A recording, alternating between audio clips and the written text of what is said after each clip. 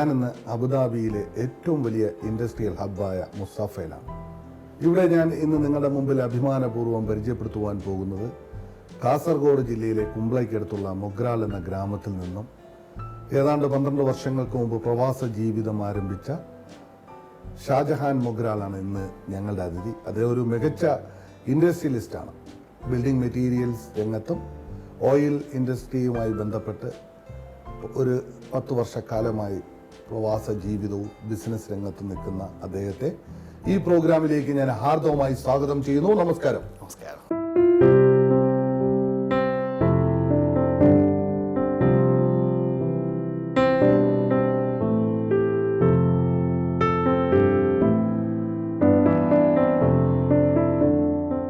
മൊഗ്രാൽ എന്ന ഗ്രാമം ഫുട്ബോളിനും മാപ്പിളപ്പാട്ടുകൾക്കും ഈറ്റില്ലമാണ്. തീർച്ചയായും കാസർഗോഡ് ജില്ലയിലെ ഫുട്ബോളിന്റെ ഒരു ഈറ്റില്ലം എന്ന് പറയുന്ന മൊഗ്രാൽ തന്നെയാണ്. അവിടെ ഒരുപാട് പ്രഗത്ഭരായ താരങ്ങൾ ജില്ലാ ടീമിന് വേണ്ടിയും സ്റ്റേറ്റ് ടീമിന് വേണ്ടിയും കളിച്ചിട്ടുണ്ട്. തീർച്ചയായും. അതുപോലെ തന്നെയാണ് മാപ്പിളപ്പാട്ടുകളുടെ ഒരു വലിയ പർദീസ തന്നെയാണ്. അതെ, മാപ്പിളപ്പാട്ടുകൾ വളരെ ഇഷ്ടമാണ്. അതെ അതെ. ഷാജഹാൻ പാടാറുണ്ട്? ഞാൻ പാടാറില്ല, ഞാൻ മറ്റേ ഫീൽഡാണ്. ഞാൻ ഫുട്ബോളാണ്. ഞാൻ ശരിക്കും ഒരു പ്രൊഫഷണൽ ഫുട്ബോൾ പ്ലെയർ ആയിരുന്നു. ബാംഗ്ലൂർ ഒരു 5 വർഷം ഞാൻ കളിച്ചിട്ടുണ്ട്, പ്രൊഫഷണൽ ടീമിന് വേണ്ടി കളിച്ചിട്ടുണ്ട്. പിന്നെ എനിക്ക് ബിസിനസ്സിനോടുള്ള താല്പര്യം കൊണ്ട് ഞാൻ വീണ്ടും നാട്ടിലേക്ക് തന്നെ തിരിച്ചു വന്നു. അതുപോലെ തന്നെ ഞാൻ ബിസിനസ്സിനോടുള്ള താല്പര്യം കൊണ്ട് മാത്രം ഞാൻ എൻ്റെ കോഴ്സ് പോലും ഞാൻ BBM ബിസിനസ് മാനേജ്മെൻറ്റാണ് ഞാൻ ചെയ്തത്. പിന്നെ നാട്ടിൽ ഒരു 10-33 ബിസിനസ് സംരംഭങ്ങൾ ഞാൻ തുടങ്ങിയിട്ടുണ്ടായിരുന്നു. അതിലേക്കെല്ലാം വരുന്നതിന് മുമ്പ് മൊഗ്രാൽ എന്ന ഗ്രാമത്തിൽ ജനിച്ചു. പിതാവിന് എന്ത് ജോലിയായിരുന്നു? പിതാവ് പ്രവാസിയായിരുന്നു. ഗൾഫിൽ തന്നെ? അല്ല, സൗദിയിലായിരുന്നു. എത്രാമത്തെ മകനായിരുന്നു? ഞാൻ 5ാമത്തെ മകനാണ്. 5ാമത്തെ മകൻ. അതെ. പിതാവിന്റെ പേര്? ഹാജി A മൊഗ്രാൽ എന്നാണ്. ഹാജി A മൊഗ്രാൽ. അതെ. മൊഗ്രാൽ എന്ന ഗ്രാമത്തിന്റെ ആ പേരും കൂടി ഷാജഹാൻ മൊഗ്രാൽ എന്നാണ് എല്ലാവരും അറിയപ്പെടുന്നത്. അതെ. വളരെ പ്രൗഡായിട്ടാണ്, അഭിമാനത്തോടു കൂടിയാണ് നമ്മുടെ ജന്മദേശത്തിന്റെ ആ പേരും കൂടി നമ്മുടെ സ്വന്തം പേരിനോടൊപ്പം ചേർത്തു എന്നുള്ളതാണ്. ശരിയാണ്. എന്നുവെച്ചാൽ ഞങ്ങളെ ഫാമിലിയിലെല്ലാവരും, എൻ്റെ വാപ്പയുടെ പേരും അതാണ്, ഹാജി A മൊഗ്രാലാണ്. പുള്ളി ഇപ്പോൾ പൊളിറ്റീഷ്യനാണ്, ഇപ്പോൾ ജനതാദളിൻ്റെ ഇതാണ്.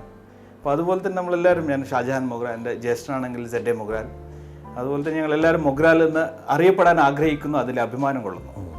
മൊഗ്രാൽ എത്രത്തോളമാണ് താങ്കളുടെ ജീവിതത്തിൽ സ്വാധീനിച്ചത്? തീർച്ചയായും മൊഗ്രാൽ എന്ന് പറഞ്ഞാൽ നമുക്ക്, എൻ്റെ ജീവിതത്തിൽ മൊഗ്രാൽ എന്ന് എന്നെ എവിടെ പോയാലും ഒരു സ്പോർട്സ്മാൻ എന്ന നിലയിൽ എന്നെ അറിയപ്പെടാനുള്ള കാരണം മൊഗ്രാലായിരുന്നു. മൊഗ്രാൽ എന്നെ വളരെ, എവിടെ പോയാലും ഞാൻ കുറേ സ്വാധീനിച്ചിട്ടുണ്ട്. ആ മൊഗ്രാൽ എന്നുള്ള സ്ഥലം കൊണ്ട് എനിക്കൊരു നല്ലൊരു ഫുട്ബോൾ പ്ലെയർ ആകാൻ പറ്റിയിട്ടുണ്ട്. ഇപ്പോൾ പിന്നെ കാലത്തിന് ഇതനുസരിച്ച് ഞാൻ ഇങ്ങോട്ട് മാറി എന്നുള്ളതാണ്. അത്രേ ഉള്ളൂ. എങ്ങനെയായിരുന്നു ആ ബാല്യകാലം മൊഗ്രാലിലെ? സ്കൂൾ വിദ്യാഭ്യാസം മൊഗ്രാലിലായിരുന്നു? അതെ, മൊഗ്രാലിലായിരുന്നു. Mogral government high school? അതെ, മൊഗ്രാൽ ഗവൺമെന്റ് ഹൈസ്കൂൾ. അവിടെ നിന്ന് സ്കൂൾ വിദ്യാഭ്യാസം കഴിഞ്ഞു കോളേജിലേക്ക് ഞാൻ മംഗലാപുരത്തേക്ക് ഞാൻ പോയി. എന്ന് വെച്ചാൽ എനിക്ക് ബിസിനസ്സുമായിട്ട് നല്ല താല്പര്യമായിരുന്നു. അപ്പോൾ ഞാൻ ഏതാണ് നല്ല കോഴ്സ് നോക്കി അവസാനം എനിക്ക് തോന്നി, ആ സമയത്ത് ബിസിനസ് മാനേജ്മെൻറ്റ് മംഗലാപുരത്ത് മാത്രം, കേരളത്തിലൊന്നും ഉണ്ടായില്ലായിരുന്നു. മംഗലാപുരം മാത്രമാണ്, കർണാടകയിൽ മാത്രമേ ഉണ്ടായിരുന്നുള്ളൂ. അങ്ങനെ മംഗലാപുരത്തെത്തി ഞാൻ അവിടെ ബിസിനസ് മാനേജ് ചെയ്തു. അതിൻ്റെ കൂടെ തന്നെ ഞാൻ ബാംഗ്ലൂർ യൂണിവേഴ്സിറ്റി ഫുട്ബോൾ എനിക്ക് കളിക്കാനുള്ള ഭാഗ്യമുണ്ടായി. അതിൻ്റെ ചൂട് പിടിച്ച് ഞാൻ ബാംഗ്ലൂർ ITIക്ക് വേണ്ടിയും കർണാടക ടെലിക്കിന് വേണ്ടി ഞാൻ ഫുട്ബോൾ കളിച്ചു. ഒരു 5 വർഷത്തോളം ഞാൻ അവിടെ ഉണ്ടായിരുന്നു. പ്രൊഫഷണൽ ഫുട്ബോൾ പ്ലെയർ ആയിരുന്നു. ഫുട്ബോളും ബിസിനസ്സുമാണ് ലൈഫിൽ ഏറ്റവും കൂടുതൽ ഇഷ്ടപ്പെട്ട കാര്യങ്ങൾ? തീർച്ചയായും.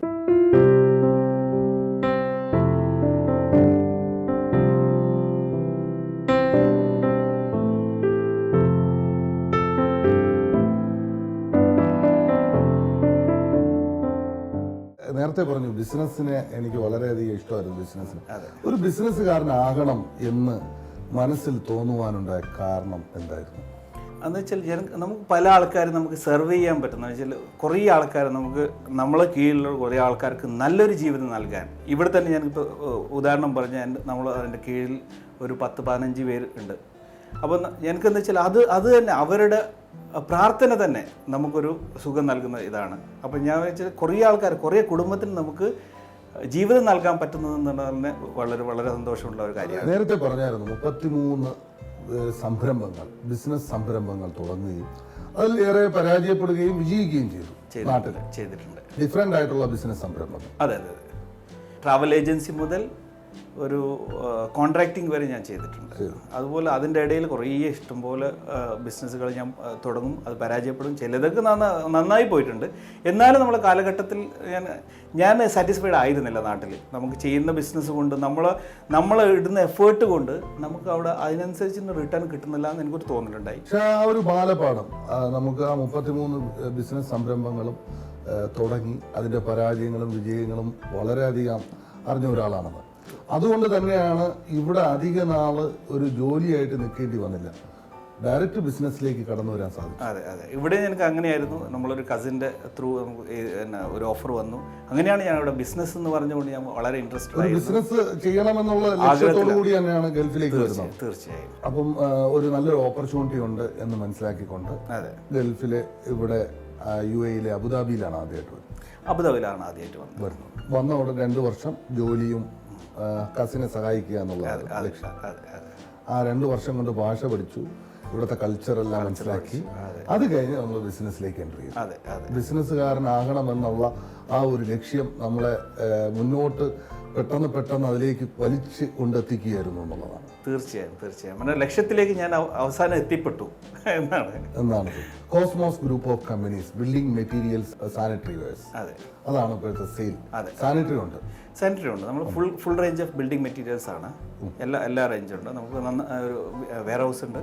കോസ്മോസും തന്നെയാണ് എല്ലാം അറിയപ്പെടുന്നത്. അതെ, കോസ്മോസ് ആണ്. അതായിരുന്നു ആദ്യത്തെ ബിസിനസ് സംരംഭം? അതല്ല, ഞാൻ ആദ്യത്തെ ബിസിനസ് എന്ന് വെച്ചാൽ ഞാൻ ഖത്തറിലായിരുന്നു. മാക്സർ ഓയിൽ ആൻഡ് ഗ്യാസ് എന്നാണ്. അപ്പോൾ ഖത്തറിൽ നമ്മൾ പാർട്ട്ണർ കൂടിയുണ്ട്. അപ്പോൾ അവിടെയാണ് നമുക്ക് ചെയ്തത്. പിന്നെ അതിൻ്റെ ചൂട് പിടിച്ച അതിൻ്റെ ബ്രാഞ്ച് നമ്മൾ ഇവിടെ അബുദാബിയിലും കൂടി ഞാൻ തുടങ്ങിയിട്ടുണ്ട്. അത് കഴിഞ്ഞ് ദുബായിലും നമുക്ക് JLTയിലും കൂടി ഓഫീസ് ഉണ്ട്. അത് കഴിഞ്ഞിട്ടാണ് കോസ്മോസിന്റെ ബിൽഡിംഗ് മെറ്റീരിയൽസ് രംഗത്ത് സാധ്യതകൾ ഒരുപാട് മനസ്സിലാക്കിക്കൊണ്ട് അതുമായി ബന്ധപ്പെട്ട ഒരുപാട് മെറ്റീരിയൽസിനെ നമ്മൾ വളരെ ഡിഫറെൻ്റ് ആയിട്ടുള്ള, കാരണം ഈ ഒരു ഏരിയ എന്ന് പറഞ്ഞു കഴിഞ്ഞാൽ വൈഡ് കോമ്പറ്റീഷനുള്ള ഒരു ഏരിയയാണ്. അപ്പോൾ ആ ഒരു ഏരിയയിലേക്ക് ബിൽഡിംഗ് മെറ്റീരിയൽസ് ആൻഡ് സാനിറ്ററിയുമായിട്ട് നിൽക്കുമ്പോൾ അതെങ്ങനെയാണ് ട്രാക്ക് ചെയ്യാൻ സാധിക്കുന്നത്? ഞാൻ ഉണ്ടായിരുന്ന ഫീൽഡ് എന്ന് വെച്ചാൽ മാക്സർ ഓയിൽ ആൻഡ് ഗ്യാസ് ആയിരുന്നു. അപ്പോൾ അഡ്നോ ഗ്രൂപ്പിന് ഓയിൽ കമ്പനിക്ക് മാത്രമായിരുന്നു നമ്മൾ ബിസിനസ്. അത് വളരെ സേഫ് ആയിരുന്നു നമുക്ക് ചെയ്യാൻ. കോസ്മോസ് ഇൻ്റർനാഷണൽ ബിൽഡിംഗ് മെറ്റീരിയലിലേക്ക് നമ്മൾ ചുവട് മാറ്റുമ്പോഴേക്ക് വളരെ നമുക്ക് പ്രതിസന്ധികളെല്ലാം തരണം ചെയ്യേണ്ടി വന്നിട്ടുണ്ട്. എന്ന് വെച്ചാൽ പേയ്മെൻറ്റ് ഇഷ്യൂ ഉണ്ട്. ഇവിടെ പല കമ്പനികളും, ഈവൻ കോൺട്രാക്ടിങ് കമ്പനി പോലും അവർ പ്രതിസന്ധിയിലാകുമ്പോഴേക്ക് നമ്മളും സപ്ലൈ ചെയ്ത് നമ്മളും കൂടി പ്രതിസന്ധിയിലാകും. കൂടുതലും ക്രെഡിറ്റിലേക്ക് സപ്ലൈസിനെ നമ്മൾ വാങ്ങുന്നത് റെഡി ക്യാഷ് ആണ്. അപ്പോൾ നമ്മൾ കൊടുക്കുന്നത് ക്രെഡിറ്റുമായിട്ട് വരുമ്പോഴത്തേക്ക് ഒരുപാട് ആ ഒരു ഇതും കൂടി മേഖലയിൽ ഒരുപാട് ബുദ്ധിമുട്ടുകൾ വന്നിരുന്നു. പക്ഷെ ഓയിൽ എന്ന് പറയുന്ന ഒരു സ്ട്രക്ചർ നമ്മൾ ഒരു സ്റ്റേബിൾ ആയിട്ട് മുന്നോട്ട് കൊണ്ടുപോയിക്കൊണ്ടിരുന്നു. അപ്പോൾ ഓയിലിന്റെ മാർക്കറ്റിന് ഒരു വേരിയേഷൻ വന്നപ്പോൾ അത് ബാധിച്ചായിരുന്നു. അത് അതൊരു ചെയിനാണ്. എല്ലാവരും ബാധിക്കുന്നതനുസരിച്ച് നമുക്കൊരു വളരെ ചെറുതായിട്ട് ബാധിക്കും. എന്നാലും എല്ലാ ഓയിൽ കമ്പനിയും ഒരു മെയിൻ്റനൻസ് അവർക്ക് സ്റ്റോപ്പ് ചെയ്യാൻ പറ്റില്ല. അതിങ്ങനെ കണ്ടിന്യൂ ചെയ്തുകൊണ്ടിരിക്കും. അത് പ്രോസസ്സാണ്. എന്ന് വെച്ചാൽ പുതിയ ചിലപ്പോൾ എക്സ്പാൻഷൻ പ്ലാനുകൾ മാത്രം അവർ ചിലപ്പോൾ കുറച്ച് സമയത്തേക്ക് ഹോൾഡ് ചെയ്തിട്ടുണ്ടാവും. അതല്ലാതെ വലിയ പ്രൊജക്റ്റ് ഹോൾഡ് ചെയ്തെന്നല്ലാതെ മെയിൻ്റനൻസിൻ്റെ വർക്ക് അതൊരു മില്യൺസിൻ്റെ വർക്ക് എല്ലാ ദിവസവും എല്ലാ ഓയിൽ കമ്പനീസും നടന്നുകൊണ്ടിരിക്കുകയാണ്. അതുകൊണ്ട് കാര്യമായ ഈ പ്രശ്നങ്ങൾ ഈ ഫീൽഡിൽ നമുക്ക് ഇതുവരെ ബാധിച്ചിട്ടില്ല. JLT ദുബായ് അത് എന്ത് ടൈപ്പ് ബിസിനസ്സാണ്? ശരിക്കും ഞങ്ങൾ JLT ദുബായ് എന്ന് വെച്ചാൽ ഞങ്ങൾ ഒരു കുവൈത്ത്, സൗദി അവിടെയൊക്കെ നമ്മൾ ആൾക്കാർ ഓരോ ആൾക്കാർ നമുക്ക് ഓഫീസിലെങ്കിൽ പോലും ആൾക്കാർ നമ്മോട് വെച്ചിട്ടുണ്ട് റെപ്രസെൻറ്റേറ്റീവ്. അപ്പോൾ അവർ ഫുൾ മിഡിൽ ഈസ്റ്റിനെ നമ്മൾ കോർഡിനേറ്റ് ചെയ്യാൻ വേണ്ടിയിട്ടുള്ള ഓഫീസാണ്. അത് മെയിൻ ഓഫീസാണ് JLT. നമ്മളെ കോർപ്പറേറ്റ് ഓഫീസാണ് JLT.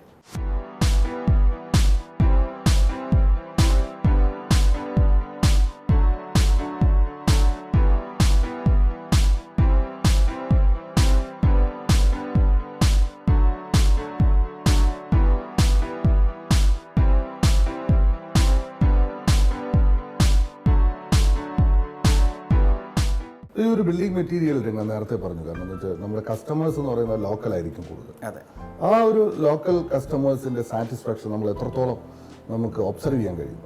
കസ്റ്റമർ സാറ്റിസ്ഫാക്ഷൻ തീർച്ചയായിട്ടും എൻ്റെ ഇത് പ്രകാരം 100% കസ്റ്റമർ സാറ്റിസ്ഫാക്ഷൻ ഉണ്ടെങ്കിൽ നമുക്ക് ഇവിടെ എന്താ വെച്ചാൽ വളരെ കോമ്പറ്റീറ്റീവ് ഫീൽഡാണിത്.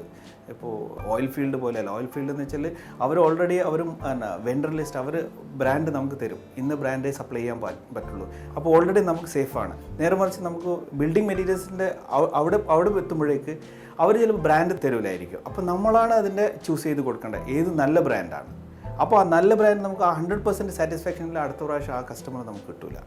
അപ്പോൾ അതുകൊണ്ട് നമ്മൾ അതിന് വേണ്ടിയിട്ട് തന്നെ ക്വാളിറ്റി അഷ്യൂർ ചെയ്യാൻ വേണ്ടിയിട്ട് നമ്മൾ ഒരാൾക്കാരെയും കൂടി വെച്ചിട്ടുണ്ട്. ഒരാൾക്ക് ജോലി കൊടുക്കുന്നത് തന്നെയാണ് ഏറ്റവും വലിയ ഒരു സാമൂഹ്യ പ്രതിബദ്ധത എന്ന് പറയുന്നത്. അതൊരു ബിസിനസ്സുകാരനെ സംബന്ധിച്ചിടത്തോളം അയാളുടെ കുടുംബത്തെ നോക്കുന്നതോടൊപ്പം ഒട്ടനവധി കുടുംബത്തെ കൂടി പ്രൊട്ടക്ട് ചെയ്യുന്നു.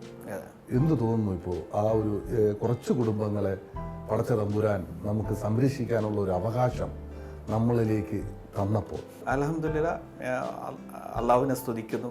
ഇത്രയും കൂടി ചെയ്യാൻ പറ്റിയതിൽ ഞങ്ങൾക്ക് വളരെ അഭിമാനമുള്ളൂ. അതുപോലെ തന്നെ അത് മാത്രമല്ല, നമുക്ക് കൂടുതൽ ചെയ്യാൻ പറ്റുമെന്ന് എനിക്ക് തോന്നുന്നുണ്ട്. നമുക്ക് ഇൻഷാ അല്ലാഹ് നമുക്ക് കൂടുതൽ വളരെ എന്തൊക്കെ ചെയ്യണം എന്നൊക്കെ ആഗ്രഹമുണ്ട്. ആ ഒരു ഇതിലേക്കുള്ള ഓട്ടത്തിലാണ്. അതെ, ഓട്ടത്തിലാണ്. 12 വർഷങ്ങൾക്ക് മുമ്പ് ആദ്യമായി കസിൻ ഇൻവൈറ്റ് ചെയ്തു, ഒരു UAE ഒന്ന് വിസിറ്റ് ചെയ്യണം, ബിസിനസ്സിന് നല്ല ഓപ്പർച്യൂണിറ്റീസ് ആണ്. 33 വ്യവസായ സംരംഭങ്ങൾ നടത്തി ഒട്ടുമിക്കതിലും പരാജയങ്ങൾ രുചിച്ചറിഞ്ഞ ഒരാൾ ഒരു ചലഞ്ച് ഏറ്റെടുക്കുകയാണ്. എന്തായാലും ഒന്ന് പോയി നോക്കാം. തീർച്ചയായും അവസാനത്തെ പിടിവള്ളി എന്ന് വേണമെങ്കിൽ പറയാം. അതെ. പക്ഷെ ആ പിടിവള്ളി മുറുകെ പിടിച്ചപ്പോൾ വിജയിക്കാൻ കഴിഞ്ഞു. പക്ഷെ അവിടെ ലക്ഷ്യമുണ്ടായിരുന്നു. ആ ലക്ഷ്യമാണ് താങ്കളെ ഞാൻ അപ്രീഷിയേറ്റ് ചെയ്യുന്നത്. കുറച്ചു പേർക്കെങ്കിലും എനിക്ക് എംപ്ലോയ്മെന്റ് കൊടുക്കണം. ഇവിടെ വന്നൊരു ജോലി ചെയ്യാൻ എല്ലാവർക്കും സാധിക്കും. അത് 30-40 വർഷം ജോലി ചെയ്യാൻ സാധിക്കും. പക്ഷെ കുറഞ്ഞ സമയം കൊണ്ട് ബിസിനസ് സക്സസ് ആവാൻ അത് സാധിക്കണമെങ്കിൽ നമുക്ക് കഠിനാധ്വാനം, ആത്മാർത്ഥതയും സത്യസന്ധതയും അത് മുതൽക്കൂട്ടായിട്ട് തന്നെ വേണം. അതായിരുന്നു താങ്കളുടെ വിജയത്തിന്റെ രഹസ്യം. അതെ, അത് തന്നെയായിരുന്നു. അതിന് ഞാൻ പരമകാരുണ്യനോട് സ്തുതി പറയുന്നു. കാരണം ആ ഒരു വിശ്വാസവും ആ ഒരു പ്രാർത്ഥനയുമാണ് താങ്കളുടെ ജീവിതത്തിൽ ബിസിനസ് രംഗത്ത് വിജയിക്കുവാൻ കഴിഞ്ഞത്. അതെ. കാരണം അവിടെ നമ്മൾ ദൈവവിശ്വാസവും ദൈവത്തിനോടുള്ള ആ സ്നേഹവും നമ്മളെ പഠിപ്പിക്കുന്ന ഒരു കാര്യം നന്മയെ തിരഞ്ഞെടുക്കുവാനും തിന്മയെ വെടിയുവാനുള്ളതാണ്. നമ്മളൊരു തെറ്റിലേക്ക് നമ്മളെ മനസ്സ് പോവുകയാണെങ്കിൽ ആ തെറ്റ് ചെയ്താൽ നമുക്ക് ശിക്ഷ കിട്ടും, അല്ലെങ്കിൽ അത് ചെയ്യാൻ പാടില്ല എന്ന് നമുക്ക് കുറച്ചെങ്കിലും തോന്നുന്നുണ്ടെങ്കിൽ അത് ദൈവവിശ്വാസമുള്ളവർക്ക് മാത്രമേ സാധിക്കൂ. തീർച്ചയായും അത് നമ്മുടെ ജീവിതത്തിൽ ഇംപ്ലിമെന്റ് ചെയ്താൽ, ആ വിശ്വാസത്തെ ഊട്ടി ഉറപ്പിച്ചാൽ നമുക്ക് വിജയിക്കാൻ കഴിയും. തീർച്ചയായും അത് തന്നെയാണ് താങ്കളുടെ വിജയത്തിന്റെ ഏറ്റവും വലിയ കാര്യം. അത് തന്നെയാണ് നമ്മൾ ചെയ്യുന്ന കാര്യത്തിൽ നമ്മൾ ആത്മാർത്ഥരായിരിക്കുക. എത്ര കാലം നമ്മൾ ചെയ്യുന്നത് അതിൽ ഞാൻ എൻ്റെ സ്റ്റാഫിനോട് ഞാൻ പറയുന്നതാണ്, നമ്മൾ ആത്മാർത്ഥത്തോടെ നമ്മൾ ചെയ്യുക. എന്താ വെച്ചാൽ ഇതിവിടെ നിങ്ങൾക്ക് എത്ര കാലം നിങ്ങൾക്ക് ചെയ്യാൻ പറ്റും, ഇവിടെ പെർമനൻ്റ് ആയിട്ട് നിൽക്കണമെന്നില്ല, നല്ല കിട്ടുന്നുണ്ടെങ്കിൽ ആർക്കും പോവാം, അതൊന്നും പ്രശ്നം. മാത്രം എത്ര കാലം നമ്മളിവിടെ താമസിക്കുന്നു, എത്ര കാലം നമ്മൾ ജോലിയിൽ നിൽക്കുന്നു, അത് മാക്സിമം ഔട്ട്പുട്ട് നമ്മൾക്ക് ആ ജോലിയിൽ കൊടുക്കുക, ആത്മാർത്ഥത ഉണ്ടാവുക. അത് തന്നെയാണ് എംപ്ലോയീസിനോട് പറയുന്നതും എംപ്ലോയീസ് അത് ജീവിതത്തിൽ പരിപാലിച്ച് പോകുന്നതും. നമ്മുടെ ജീവിതത്തിൽ ഏറ്റവും കൂടുതൽ സ്വാധീനിച്ച 2 വ്യക്തികൾ എന്ന് പറയുന്നത് നമ്മുടെ മാതാപിതാക്കളാണ്. പിതാവ് ഒരു പ്രവാസിയായിരുന്നു, ഒരു ഫുട്ബോൾ പ്രേമിയായിരുന്നു. ഇപ്പോഴും സാമൂഹിക പ്രവർത്തന രംഗത്ത്, രാഷ്ട്രീയ രംഗത്ത് പ്രവർത്തിക്കുന്ന ഒരാളാണ്. അദ്ദേഹത്തിനൊരു മകനായി ജനിച്ചു. ആ ഒരു ജനുസ് നമ്മുടെ ജീവിതത്തിൽ ഉടനീളമുണ്ട്. അപ്പം തീർച്ചയായും നമ്മുടെ ജീവിതത്തിൽ ഏറ്റവും കൂടുതൽ സ്വാധീനിച്ച 2 വ്യക്തികൾ മാതാപിതാക്കൾ തന്നെയാണ്. താങ്കളുടെ ജീവിതത്തിൽ എത്രത്തോളമാണ് ഉപ്പായും ഉമ്മായും സ്വാധീനിച്ചിട്ടുള്ളത്? തീർച്ചയായും അത് എല്ലാവരും സ്വാധീനിക്കുന്ന പോലെ തന്നെ എന്നെയും നന്നായി സ്വാധീനിച്ചിട്ടുണ്ട്. കുട്ടിക്കാലത്ത് ഉപ്പ പ്രവാസ ജീവിതമായിരുന്നു. അപ്പോൾ കുറേ കാലങ്ങളല്ലെങ്കിൽ കുറച്ച് കാലങ്ങളായിട്ട് പ്രവാസമായിരുന്നു. ഞാനിപ്പോൾ ഈ എല്ലാ പ്രാവശ്യം വിളിച്ചിട്ട് എന്നോട് ഇപ്പോഴും പറയാറുണ്ട്, ഞാനിപ്പോൾ വലുതായി എന്നാൽ പോലും പറയാറുണ്ട്, എങ്ങനെ നിങ്ങൾ ചെയ്യണം, എങ്ങനെ കടങ്ങളില്ലാതെ പോകണം, എങ്ങനെ പ്രവർത്തിക്കണം എന്നൊക്കെ ഇപ്പോഴും എനിക്ക് ഉപദേശങ്ങൾ നൽകാറുണ്ട്. അത് ഉപ്പയുടെ ഭാഗത്ത്. അതെ, ഉമ്മയുടെ പ്രാർത്ഥന എപ്പോഴും നമുക്ക് ഉണ്ടാവും. അതെ, കാരണം അത് തന്നെയാണ് ഷാജഹാന്റെ വിജയം എന്ന് പറയുന്നതിന്റെ അടിസ്ഥാനം, ഒരു ഫൗണ്ടേഷൻ. അതെ. വിവാഹം കഴിച്ചിരിക്കുന്നത് കാസർഗോഡ് നിന്ന് തന്നെയാണ്. 3 പെൺകുട്ടികളാണ്. ഒന്ന് വളരെ ചെറുതാണ്, 2 മാസമായേ ഉള്ളൂ. മറ്റ് 2 കുട്ടികളും ബാക്കി 2 കുട്ടികളും എൻ്റെ ഇന്ത്യൻ സ്കൂളിൽ പഠിക്കും. വൈഫിന്റെ പേര് ഷബാന. ഒരു സന്തോഷമായ ഒരു കുടുംബ ജീവിതം, അതും ബിസിനസ്സിനെ എത്രത്തോളം സഹായിച്ചിട്ടുണ്ട്? തീർച്ചയായും നമുക്ക് എന്താ വെച്ചാൽ കുടുംബജീവിതത്തിന് അവർക്കുള്ള സന്തോഷം തന്നെയാണ് നമ്മൾ പ്രവർത്തിക്കാനുള്ള ഒരു ഊർജ്ജം. നമുക്ക് രാവിലെ എണീറ്റ് ഒരു ഊർജ്ജം അവരുടെ സന്തോഷമാണ്, ഫാമിലിയുടെ സന്തോഷം. അപ്പോൾ തീർച്ചയായും ഇവിടെ നിന്ന് ഒരുപാട് ബിസിനസ് ആകുമ്പോൾ അവിടെ ടെൻഷൻ ഉണ്ടാവും. അതെല്ലാം നമ്മൾ ഇറക്കി വെച്ച് വീട്ടിലേക്ക് പോകുമ്പോൾ കുട്ടികളെയും ഫാമിലിയെല്ലാം കാണുമ്പോൾ കിട്ടുന്ന ഒരു റിലാക്സ്, ആ ഒരു വളരെ സന്തോഷം തന്നെയാണ്. അത് തന്നെയാണ് നമുക്കൊരു പോസിറ്റീവ് എനർജി തരുന്നത്. തീർച്ചയായും അത് തന്നെയാണ് ഷാജഹാൻ മുഗ്രാലിനെ വളരെയധികം മുന്നോട്ട് കൊണ്ടുപോയത്. തീർച്ചയായും ആദ്യമായിട്ട് ഗൾഫിലേക്ക് വരുമ്പോൾ താങ്കൾ കരുതിയിരുന്നു ഇങ്ങനൊരു ബിസിനസ് സംരംഭം തുടങ്ങാൻ കഴിയുമെന്നും ഒരുപാട് ഡെവലപ്പ് ചെയ്യാൻ കഴിയുമെന്നും? തീർച്ചയായും ഇല്ല. എൻ്റെ മനസ്സിൽ തന്നെ ഞാൻ ഗൾഫിൽ വരുമെന്ന് എൻ്റെ ഒരു ആഗ്രഹമില്ല. ഇല്ലെങ്കിൽ ഞാൻ വളരെ മുമ്പ് തന്നെ ഞാൻ കോളേജ് കഴിയുന്ന സമയത്ത് തന്നെ ഞാൻ ഇങ്ങോട്ട് വരുവായിരുന്നു. മറ്റ് കാസർഗോഡുള്ള ആൾക്കാരെ പോലെ. അതെ, ഞങ്ങൾ എന്ന് വെച്ചാൽ എനിക്കറിയാമായിരുന്നു, എൻ്റെ സ്കൂളിൽ പഠിക്കുന്ന സമയത്ത് തന്നെ ഞങ്ങൾക്ക് എയിം ചെയ്യുന്ന ഗൾഫായിരുന്നു ആ സമയത്ത്. എനിക്ക് എൻ്റെ മനസ്സിൽ 33 വർഷക്കാലം എനിക്ക് ഗൾഫിൻ്റെ ഒരു സ്വപ്നം പോലും ഉണ്ടായില്ലായിരുന്നു. എനിക്കൊരു ബിസിനസ്സുകാരനാണെന്നുള്ള ഒരു വലിയൊരു ആഗ്രഹം ഉണ്ടായിരുന്നു. ഈ ഒരു ബിസിനസ് ആ ഒരു നല്ലൊരു കോൾ വന്നു, ഒരു ബിസിനസ്സുമായിട്ട് ബന്ധപ്പെട്ട ഒരു കോളായതുകൊണ്ട് തീർച്ചയായും ഞാൻ അത് ആക്സെപ്റ്റ് ചെയ്തു. ഞാൻ വളരെ സന്തോഷത്തോടുകൂടി ഞാൻ വന്നു. ഞാൻ വിചാരിച്ചതിലായിരുന്നു എനിക്ക് ഇത്രത്തോളം നമുക്ക് ചെയ്യാൻ പറ്റിയെന്ന്. അൽഹംദുലില്ലാ നമ്മൾ പ്രതീക്ഷിച്ചതിനേക്കാൾ കൂടുതലായിട്ട് നമുക്ക് എത്തിച്ചേരാൻ സാധിച്ചു. ഈ കഴിഞ്ഞുപോയ കാലഘട്ടങ്ങളെ കുറിച്ച് ഓർക്കുമ്പോൾ ഇപ്പൊ എന്ത് തോന്നുന്നു? വളരെ വളരെ സന്തോഷം തോന്നുന്നുണ്ട്. No regrets. എല്ലാം നല്ലതിന് വേണ്ടി, എല്ലാം സംഭവിച്ച നല്ലത്, ഇനി സംഭവിക്കാനിരിക്കുന്ന നല്ലത്. ഒരു കാര്യം പറഞ്ഞാൽ എനിക്ക് വേണമെങ്കിൽ ഒരു നല്ല ജോലിയുമായി ഇവിടെ എനിക്ക് കഴിഞ്ഞുകൂടാമായിരുന്നു. അത് നമുക്ക് ഒരു പ്രശ്നങ്ങളും ഉണ്ടാവില്ലായിരുന്നു. ജീവിതം ഇങ്ങനെ തള്ളി നിൽക്കാൻ എല്ലാ പ്രവാസികളെ പോലെ നമുക്ക് തീർച്ചയായും പറ്റുമായിരുന്നു. അതല്ല, നമ്മളെ എന്തോ ദൈവം കുറച്ച് എക്സ്ട്രാ നമുക്ക് തന്നിട്ടുണ്ട് എനിക്കൊരു തോന്നൽ. നമുക്ക് പറ്റും. ഞാൻ മാക്സിമം അതിന് ഞാൻ യൂസ് ചെയ്തു. അത്രേ ഉള്ളൂ. വിജയിക്കാൻ കഴിയും. അതെ. സ്വപ്നങ്ങൾ കാണാറുണ്ട്? തീർച്ചയായും.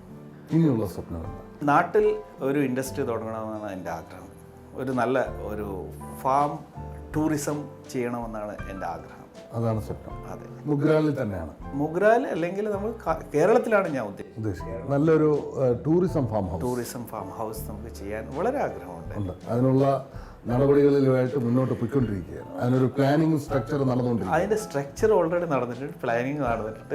പിന്നെ എത്രത്തോളം നമുക്ക് ചെയ്യാൻ പറ്റും അറിയാം. പ്രാക്ടിക്കലാക്കാൻ ശ്രമിക്കുകയാണ്. തീർച്ചയായും നമ്മൾ ശ്രമിച്ചാൽ പറ്റാത്ത ഒരു കാര്യമില്ല. എനിക്കറിയാം, അത് എന്നെ അനുഭവമാണ്. അതിന് പടച്ച തമ്പുരാൻ അനുഗ്രഹിക്കട്ടെ എന്ന് പ്രാർത്ഥിക്കുന്നു. വളരെ സന്തോഷം തിരക്കേറി ഈ സമയത്ത് ഞങ്ങൾക്ക് വേണ്ടി ഇങ്ങനെ ഒരു അഭിമുഖം അനുവദിച്ചെന്ന്. Thank you very much. Thank you sir.